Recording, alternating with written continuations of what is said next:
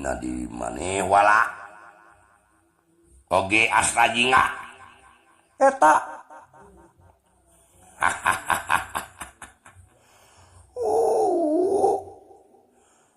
kumaha aya paku di jalan kala dihantam lain kasisikeun deh coba puja pajar kejadian diberihan ku abi teh jeung ku siwala kapuja itu ya Pak puji sana itu laras eta teh bapak tong didenge eta teh nu sirikeun nu gawe pagaweana teh sibuk nguruskeun batur kalakuan batur pang alus-alusna jelema ieu mah cek rasul pang sae-saena jalmi teh atawa pang alus-alusna jelema teh sibuk ngoreksi akhlak pribadi diri sorangan eta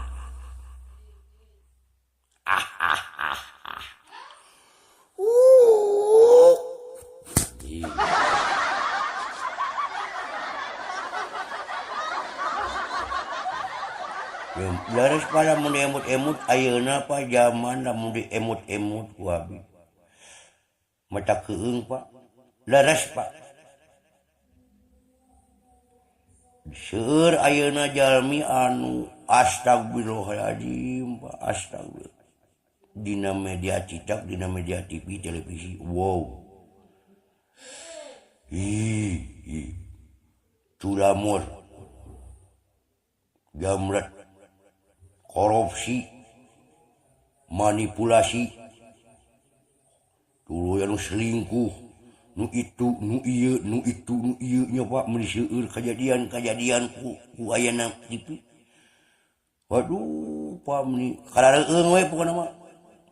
nya genah kene di kampung hirup mah astra jinga cepot dawala nya tis celi herang panon ila cepot dawala ila teh kajaba lamun eta dajjal geus ngaremet ka kampung bahaya dangerous cek bahasa Inggris nama danger nyaw ari dajjal teh naon kumaha ari dajjal teh mata sebelah panonna teh sabelah poe sabelah cang sabelah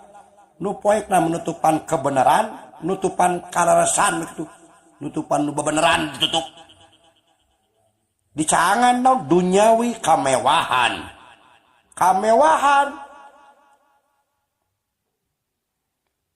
batur meuli motor hayang meuli motor batur meuli mobil hayang meuli mobil batur meuli gedong hayang nyin gedong batur kawin deui hayang kawin deui batur nyanung hayang nyanung eta manusia teu cicing dina hiji martabat teu istiqomah udah Pak jelema mah sapanjang hirup mah bakal hayang Pak ulah kitu Pak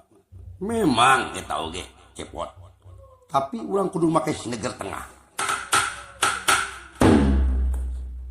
cing da bener eta omongan kabeh teh salah bener Kak leres dengekeun nya wala